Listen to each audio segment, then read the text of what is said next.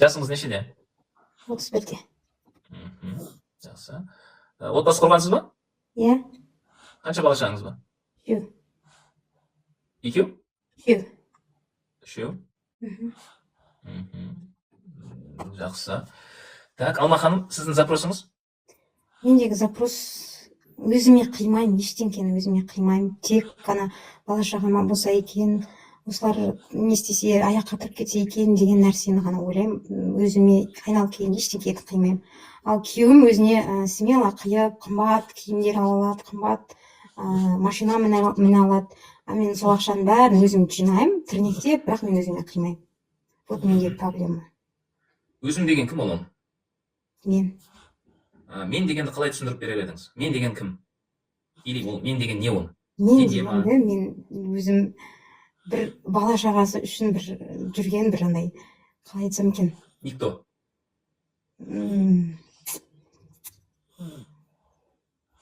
Робот сияқты ма, сондай болып кеткен уже ішімде ше. Жаңағы мен деген кім ол? Или не ол? Қалай ойлайсыз? Мен деген адам. Дұрыс қой? Мен адам бәрі бір сөзді, бір сөздің айналасында жүрміз ғой біз. Мен деген менің басым ба, или қолым ба? Не ол мен деген? Менің жүрегім шығар. Жүрегің? Қараңыз, Алма ханым, қандай нәрсе бар да, адам, бәріміз өлеміз ғой, бір өлім ақиқат. Иә. Адам өлген кезде, оны атымен атамайды екен. Мен өлсем, мені Нұрлан деп айтпайды екен да. Мен мәйіт деп айтады екен. Бірақ қарасаң, ішін жарып көрсең, жүрегі тұр соның. Жүрегі бар ода. Иә. Бірақ каким-то образом ол адамның атымен атамайды екен, мәйіт деп айтады екен. Неге ол ондай болып кетті? Жаны шығып кеткеннен кейін. Иә. Мен деген жүрек пе екен? Мен деген жан. Иә. Мен деген жан. Енді қараңыз, мына жердегі қаншама адамдарда мен де мысалы ол сұрақты кейін осы бері өз-өзіме қойдым да бұл сұрақты. Әйтпесе мен келесі жылы 40-қа толатын адаммын да. Сіз 31 жаста бұлай ойлануыңыз өте керемет. Өте керемет. Сіз дәл солай өзіңізді іздейтін, өзіңізді табатын жастасыз. Поздно емес, вовремя сіздікі. Сіздің айтып жатқан нәрсеңіз. Енді психологияның төресі. Дін де бізге осыны айтады, психология да осыны айтады. Мен деген нәрсені, менің ойым деген нәрсені, менің сезімдерім, болып жатқан оқиға деген нәрсені ажырата алсаң, сен бақытты өмір сүресің дейді. Мен деген жан дедік та. Оның ішіне енді жайлап не кіреді? Сіз 10 жылдан кейінгі Алма не істеп жүр? Қандай өмір сүріп жүр?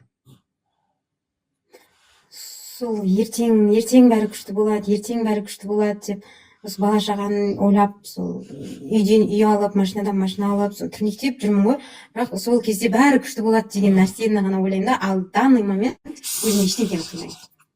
Сол кредиттер жабылса, сол ипотекалар жабылса, сол ақша жиналса, бала шаға ештеңеден қиналмаса деген нәрсені ғана мендегі ой сол ғана айналып келгенде, қойшы өзің ғой деп естимін, бірақ бәрібір де түбіне келгенде жоқ, болмайды, саған рұқсат жоқ деген нәрсе. Өзіңнен басталу керек қой негізі бәрі. Бәрі өзіңнен басталу керек. Мысалы қараңыз, 10 жылдан кейін Алма қандай адам, қай жерде жүр, или бар ма вообще? Мақсаты бар ма 10 жылға Алманың? Иә, 10 жылдан кейін жұмыста, бала шағасының қасында. Содан кейін анандай күйеуімді де не істейтін сияқтымын, кінәлайтын сияқтымын, сен типа өзіңді ойлайсың, сен өзіңді ғана ойлайсың деп, ал айналып келгенде өзімді ойламағаныма сол кінәлі сияқты. Иә. Бұл жерде өзімді ойламаймын дегеннен гөрі өзімді танымаймын деген нәрсе өте орынды келеді да. Өзіңді танымағандықтан сен өзіңді ойламайсың. Өзіңді танымайсың. Сіз отбасында нешінші перзентсіз негізі өзіңіз? Екінші. Ата-анаңыз тірі ма? Әкесіз өстім, 3 жасымда қайтыс болып кетті. Анам тоже солай өзіне қимайды, солай бізді аяққа тұрса екен, бізді адам болса екен деп сөйтіп жүрген кісі болды. ол ата анадан не көреміз, біз сол нәрсені істейміз да по-любому. Өйткені біз мына сөзді естігенсіз ба, 30-да орда бұзбаған 40-та қамал алмайды деген. Иә. Қалай түсінесіз соны? 30-да орда бұзбаған дегенді ма? Енді өзін тауып, өзін тұлға ретінде қалыптастырмаған адам, қалай болса солай ішіп, чегіп жүрген адам деп орда бұзбаған адамды көремін. Орда бұзған деп бала шағасының қасында, там финансовый жағынан болсын, рухани жағынан болсын, өз-өзін дәлелдеп тастаған адамды. Ол сіздің айтып жатқан сөздеріңіздің бәрі бұзуды емес, құрастыруды меңзейді ғой, байқайсыз ба? Құрастыруды? Иә. Сіз айтып жатқан нәрсе, мынаны жасау керек, анандайға жету керек, мынаны бүйту керек, мынаны сөйту керек деп жатсыз, ол бұзу дегенді меңзеп жатқан жоқ та, ол құрастыру дегенді меңзеп жатыр да, жасау деген нәрсені. Орда бұзбаған дегенді сонда қалай түсіну керек? 30 жаста адам бәрін істеп үлгермейді ғой негізі. Бізде просто қазір сондай бір қате ұғым бар да. Асығыс адамдар. Тез бәрін істеп тастағысы келеді. Зачем? Зачем? Сіз бизнес жасайсыз ба или? Мен өзім мұғаліммін. Мұғалімсіз. Бизнесмендерде сол нәрсе үлкен қателік та. Бірден Бір болып бизнес ашып алып, соның нанын жемей жатып, сол бизнесті көбейте берді, бір күн құлайды, қадалады да сосын. Орда бұзу, біз бұзу туралы айтып жатырмыз, сіз құрастырумен дәлелдеп жатсыз оны. Көп адамдар сол орда бұзу дегенде бір 30-ға келгенше бір үлкен жетістікке жету керек деп ойлайды. Ал Forbes деген журналды ашып қалсаң, 98% адам 50-ден асқаннан кейін Forbesқа кірген. Өзі біздің шариғатымызда да адамның баю жасы бар ғой. Статистикамен да. Адал жолмен бай болу деген жас бар бізде. Основном 50-ден асқаннан кейін. 50-ден асқанға дейін сен өзіңе көңіл бөлмесең, кешір мені, сен 50-ге жетесің ба деген вопрос бар ар жақта. Әрине. Ал прикинь, сен өзіңе көңіл бөлмесең, сен ешкімге көңіл бөле алмайсың. Мысалы, алманың қолында, сіздің қолыңызда ақша жоқ деп ойлайық та. Сіз біреуге ақша бере аласыз ба? Жоқ. Дәл солай. Егер сіз өзіңізге көңіл бөлмесеңіз, сіз біреуге көңіл бөле алмайсыз. Қазіргі бөліп жатқан көңіліңіз, ол көңіл емес, ол ожидание болуы мүмкін да. Осылар мені жақсы деп айтсын. Осылар мені керемет деп айтсын. Ал бірақ бізде шариғаттың өзі айтады, шариғаттағы үлкен ғұлама ғалымдар айтады. Балаңның алдында жыртық нәски киюің балаңа деген қиянатың дейді. Балаң кисін, ішсін деп өзің ішпеуің, өзіңнің кимеуің ол балаға жасаған қиянатың. Неге деп ойлайсыз ол? Сонда біз анамыздың бізге жасаған қиянаты үшін біз осылай болып кеттік деп ойлайсыз ба? Ол, қараңыз, сіздің анаңыз, сіздің күйеуіңіз бар, Құдайға шүкір, иә? Сіздің анаңыз не қылды? Жалғыз өзі өсіріп жатырсыздар, иә? Сол үшін ол кісінікі қиянат деп емес, ол кісінің бар бергені да ол ше. Ал біздікі қазір қиянат. Мына заманда біздің беріп жатқанымыз қиянат ол. Ілім, білім дамыған заманда. Ал сіз білесіз ғой кішкентай кезімізді, приблизительно 10 жас разницамыз. Білесіз ғой қандай өмір болды. Ол уақытта ол кісінің үлкен жасаған еңбегі да, біз қазір біздікі қиянат, точно біздікі қиянат. Барлық нәрсе бола тұра, иә? Иә, бәрі бар. Тыныш, Құдайға шүкір. Машина дейсің ба, машина сасып жатыр ана жерде. Біздің кішкентай кезімізде біз, мен Кентау деген қалада тұрам, Астанадан қонақтар келетін болса, біз мына жақта 1 апта, 2 апта бұрын біз машина іздейтінбіз да, сол қонақтарды алып келетінбіз. Біз звондау үшін, Астанаға звондау үшін біз андай переговорный пунктқа баратынбыз да. Астана 7-ші кабина дейді, кабинаға барып сөйлесетінбіз да. Ол кездегі ол кісілер әйтеуір бәрін жасады да. Біздікі қазір қиянат. Енді қараңыз, бана 30 жасқа келейік қайтадан. 30 жаста орда бұзу деген нәрсе, статистика бойынша 95% адам 30 жасқа дейін жұрттың ойымен өмір сүреді екен. Қазір мысалға алма менмін деп ойлайды да, мысалға 30 жасында менмін деп ойлайды. Бұл мен деп айтуы мүмкін, бірақ ол алманың өзі емес. Ол өзін құрастыру керек әлі дальше. Бұл алма қазір жұрттың ойы. мхм. Мнениесі. Жұрттың мнениесі болды. Сол үшін ол өзін танымағандықтан өзін ұмытып кеткен ол. Даже ол мен деп айтқанның өзі қателік та ода ше қазір. Мен жоқ ода әлі. Менді жасау керек. Мен сама собой болмайды. Мхм. Енді қараң, 30-да орда бұзу деген нәрсе, Мхм. 30-да жұрттың ойынан арылу деген сөз ғой ол. Одан қалай арыламыз? Ол шешеміз кезінде ел не айтады, ел не дейді деп миымызға сіңіріп, прям тамырлатып тастаған ғой, ол нәрседен бас кешіп кету мүмкін емес сияқты, мне кажется. Ол сізге мүмкін емес сияқты. Алма, мен де 33 жасқа дейін тура сіздікіндей оймен өмір сүрген адаммын. Мхм. Уайымдамаңыз.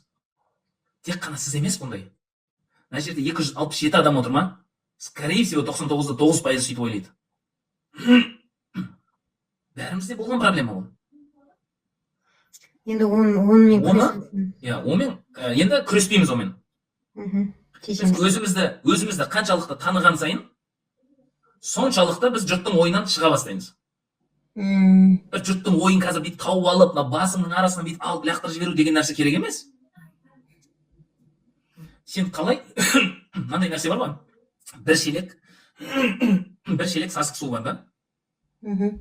Бір шелек сасық судың ішіндегі суды төгіп тастауға мүмкіншілік жоқ, бірақ ішіне таза су құюға мүмкіншілік бар да?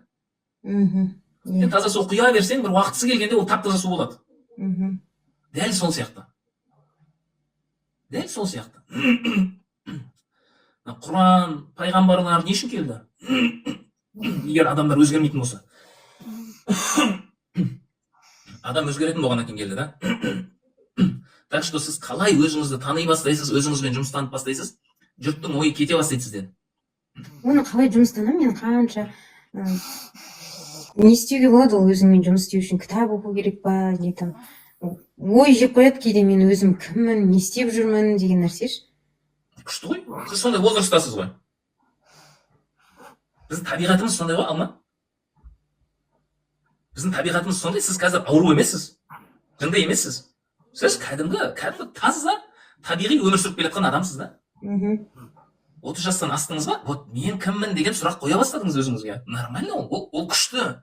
Адамдар 80 жасқа келсе де, мен кіммін деген ойды ойламай өліп кетіп жатқан адамдар қаншама? Кайф қой қазір. Дәл қазір кайф ол. Мен кіммін дедіңіз. Енді 40-қа дейін жайлап құрастырып тастасаңыз, ары қарай только жеміс жейсіз да. Енді бұл өзіңізді құрастыру үшін кітап оқысаңыз жақсы. Кітап оқысаңыз жақсы. Ол бірақ ұзақтау уақыт алады. Ал бар, сол жолмен жүріп өткен адам бар. Немесе сол жолдан өзі жүріп өтіп, бірнеше адамдарды жүргізіп өткен адамдар бар. Уже мамандар бар. Сол мамандармен сізге курс деген нәрсе керек емес сізге. Мына ситуацияда курс оқымаңыз. Бұл ситуацияда сіз ішіңіздегі ойыңызды шығаруыңыз керек. Сол іштегі ойларыңызды талқылауыңыз керек. Ол үшін жеке жұмыс керек. Жеке жұмыс керек. Сосын сіз уже өзіңізге дұрыс мақсат қоя білуіңіз керек. Балам өссе, анау бүйтсе, мынау бүйтсе емес. Мен кім болғым келеді? Мен баламның алдында қандай ана болғым келеді деген сияқты. Байымның алдында қандай әйел болғым келеді. Мен байым маған сыйлық беру үшін, көңіл бөлу үшін мен андай әйел болуым керек деп емес. Ожидание емес. Хочу мен болу керек та, хочу. Сіз күйеуіңіздің алдында қандай әйел болғыңыз келеді деген сияқты мысалы. Балаңыздың алдында қандай ана болғыңыз келеді. Сол кезде біз қай уақытта өліп қалсақ та өкінбейді екенбіз да. Өйткені біз қолдан келгенін жасап жатырмық та. Вот сол ожидание деген нәрсе де қорытады. Алма, түсініп тұрмын. Біліңізші, сіз күшті возрастта тұрсыз. Дәл осындай жұмыс жасайтын возрастта тұрсыз. Сіз ойлап қалмаңыз, мен өмір өтіп кетті. Жоқ, өмір басталып жатыр. Басталып жатыр. Осылай, егер де маманмен жұмыс жасасаңыз, иншалла, бұл нәрсе тез болады. Қиын емес бұл. Қиын емес. Ол, мысалға, сізді қазір Алма деген кім деп сұрасақ, мысалға, Алма деген қазір ол өзінің сенімдерімен өмір сүріп жүрген адам да. Бір миында бір сенімдер бар. Ол бала кезден қалыптасқан, бірақ ол дұрыс па, бұрыс па, оны білмейміз әлі. Скорее всего, егер де сен өзіңді іздеп жүрсең, сенің ойыңдағы информациялар дұрыс емес деген сөз да. Саған бір нәрсе жетпей жатыр. сол ішіндегі дұрыс емес түсініктерді шығарып, соны талқылап, дұрыс түсініктерге айналдырған сайын сен өзгере бастайсың. Өзгеру сауна емес, жаңағы не, спа емес, өзгеру краска жағу емес, өзгеру көп ақша табу емес. Өзгеру бірінші осы. И сен бір жаққа қарай ұмтыласың. Бір нәрсеге қарай ұмтыласың. Сол кезде барып толыққанды өмір сүреміз біз. Біреу үшін балам ішін жесін, анау бүйтсін, мынау сөйтсін, анау ол өмір емес. Өмір деген ол сіздің өмір, ол сізге беріледі. Менің өмірім маған беріледі. Сол балам өссін деп жүрсем, қарасам уже өтіп баратыр да жасымшы, соған да не істейсің да, өспесін деп айтайын, біраз жас болып тұрайын десең, бәрібір өссе екен осылар, аяққа тұрса екен осылар, үйтсе екен деген нәрсемен ғана өмір сүргім келмейді шынымен де. Бірақ айналып келгенде сол нәрсе миымда қайталана берді. Өйткені алма, сіздің миыңызда бірақ есік бар да? Жұрт үшін өмір сүру деген. Иә. Өзің үшін деген есік тұр, бірақ ол ашылмаған әлі. Ол тұр бірақ, бар. Соны жайлап ашып кіру керек. Оған осылай бір жөн көрсететін адам болса, вообще жеңіл болады ол нәрсе. Сізде сонда жеке жаңағыдай жұмыс жасайсыз ба? Уже саған қазір қорқыныштылау да.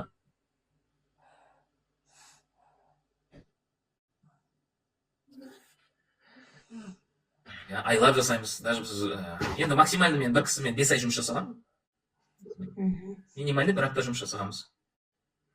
Бірақ сіздің ситуацияңыз қазір бір ауыр ситуация емес, мен сізге айтайыншы. Сізге обыкновенный табиғи ситуация да.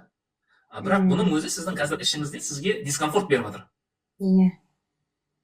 Сол үшін бұл нәрседен шығу керек бізге. Бұл нәрсемен күреспейміз біз. Жоймаймыз, басқа біз шығамыз бұдан әшейін. Қиындатпаймыз. Жаймендеп сіз өзіңізді қалыптастырасыз, иншалла. Проблема жоқ. Өте күшті. Мына жерде қаншама адамдарға пайдалы болдық та. Алла шүкір. Өйткені бұл ситуацияда жүрген кісілер өте көп. Енді Алма ханым, егер де сіз өзіңізбен жұмыс жасағыңыз келеді, өзіңізді қалыптастырғыңыз келеді дейтін болсаңыз, оның жолы бар. Қаншама адамдар жүріп өтті. Ол жолдан қазір мен айтайын, 58 адам жүріп өтті. Именно мен 58 адаммен осылай жеке жұмыс жасадым. Керемет нәтижелер. Сіз мынау WhatsApp-қа хабарласыңыз. Сосын бір бетпе-бет бір созвон жасаймыз, келісеміз. Сосын барып біз жұмыс жасаймыз. Иншалла. Жарайды, Алма ханым. Көпшілікке пайдалы болдық деп білеміз. Рахмет, Алла разы болсын. Жақсы.